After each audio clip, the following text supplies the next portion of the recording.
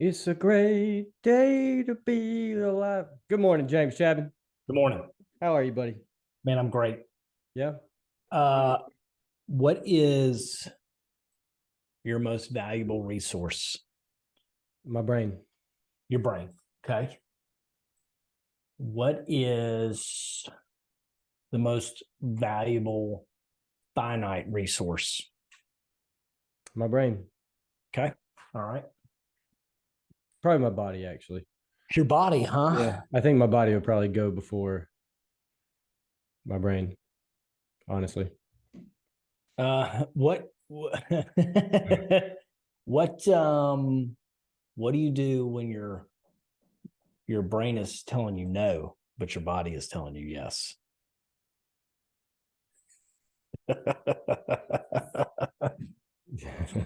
uh Good question.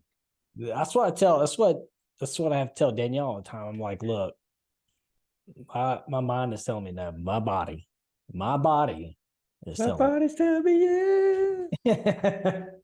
me. All right. So I was thinking more outside of your own being. Right. So where I was going with that was time, right? Yeah. Time is very, very, very precious. Yes. And it's finite. You only have so much. How are you using it? That has what's been on my mind and what I have been focusing to try to get ownership of my time. Instead of the day running me, I'm trying to run the day. Yep. Right. So I wanted to talk a few minutes about that. Okay. Can I get an amen? Amen to that, brother. What you got? Amen. We're gonna pass around the offering plate here before too. Lay it down on us. I know we get people who listen all over the world. Mm-hmm. Down here in Georgia, we're inside what's known as the Bible Belt, and inside the Bible Belt, there's a lot of amens, and there's definitely always an offering plate that gets passed around, especially if you're talking about one of those love offerings. Love offering. Can we get a love offering? They start passing the plate around. People throw those 5, 10s, and 20s. Maybe somebody's feeling frisky with that 50 in there. Right. But anyways, so all right. So with time, I'm trying to dominate and own my time. And we need to make sure like it's your most valuable thing. It's how you're effective. It's how you can be efficient. So one of the things I struggle with is valuing my time over someone else's, especially if they're on my team.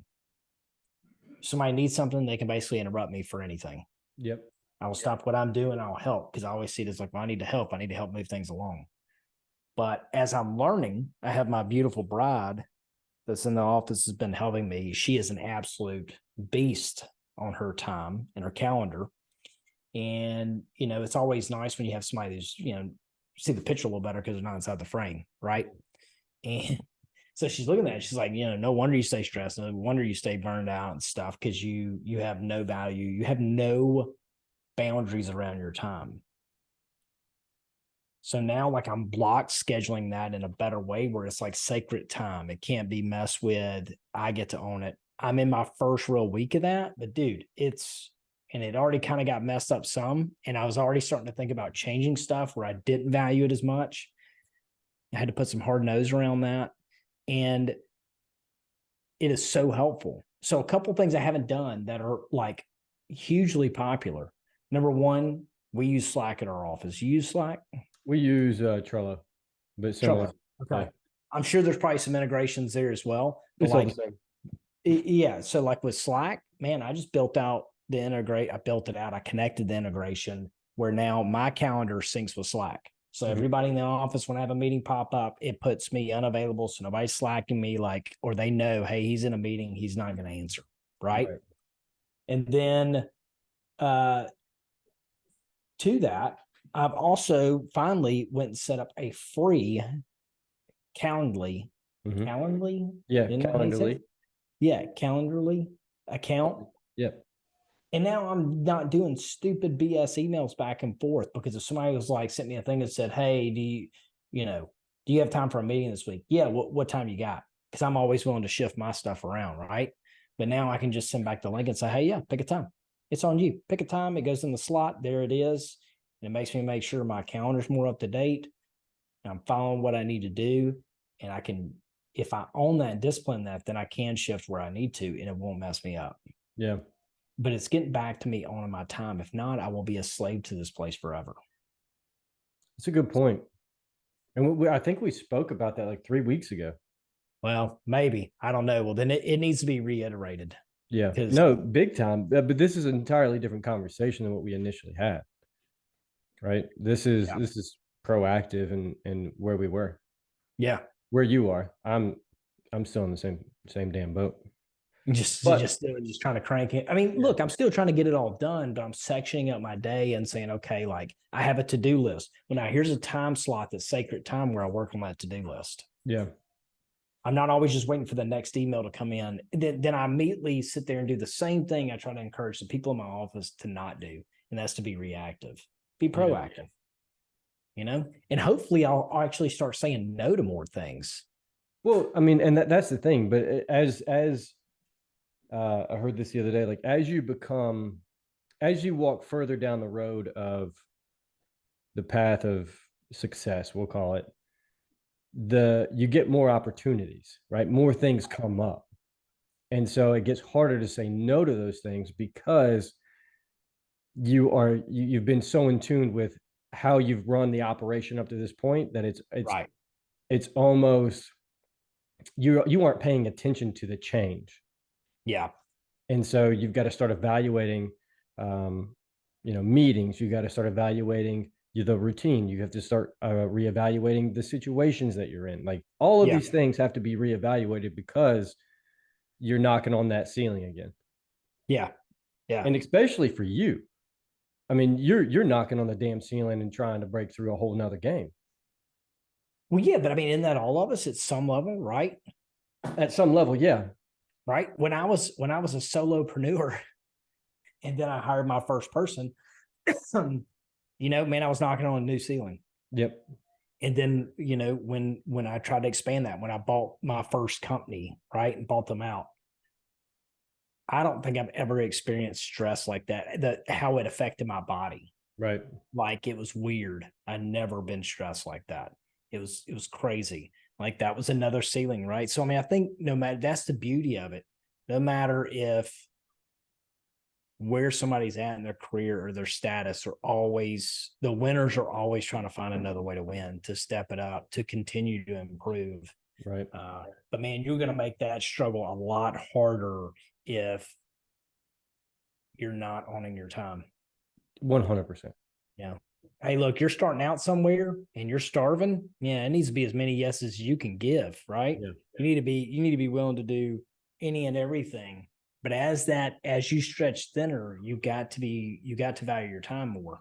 So I was talking with my partner the other day. He was just talking about when we first were merging, and he looked at the people that were on my team. He was impressed. And he's like, how you've accomplished that and did that. But we were talking about that compared to now. And I said, that's the thing, man. It was like all in one office. I could control it really well. It was this set amount of people. I wasn't maxing myself out. I said, I cannot do that to that level. He's like, I know. Like we're talking about how to fill that gap. He's like, yeah, I get it.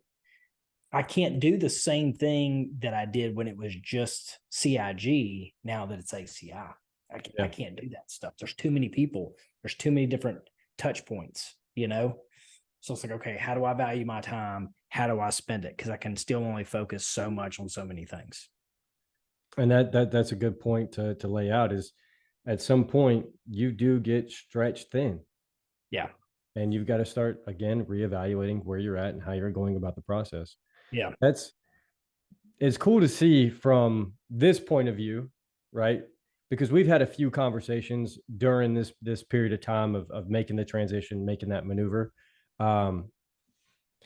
But it's been cool to see how the progression has come from the initial, merger to the transition to where you guys are at now, and then to see kind of where you're filling that role and how you're handling it. Yeah, man. I mean, it's cool. Like I've gotten to see a lot of growth with you too. Like that's the whole thing. Like people I've pulled for, like, supported, people who supported me, like we work together, like we back each other. We're there when things are off, right? Like getting to watch those people develop into something and me getting to develop too. And we encourage each other, that whole iron sharpens iron thing, it's awesome. Yeah. It's awesome. But Yeah. It's one of those things that you get to kind of see how the progression goes. yeah, But with that being said, I know that you got a time crunch today. With that being the way that it is, yeah, guys, take this, run with it, take a little bit of it, take all of it, whatever it is, start evaluating where you're at, how your time is running, and then start making some adjustments as you're improving. that 100%. Look, if you can just take one improvement, just one thing and improve on it, one thing that's about your time and improve on it. And no matter if like, don't change it for two weeks minimum. Don't question it. Just do it for a minimum of 2 weeks every day. Right. And then you can reevaluate. But if you don't value your time, somebody will always take advantage of it because they value their time more than they value your time. Yeah. So which person are you going to be? Amen to that. With that being said, guys, check out our sponsors, Jocko Fuel and Origin USA. When you get there, put in the code GRIND10, show us some support, show them some support, and keep making it happen. With that being said, Grinder out.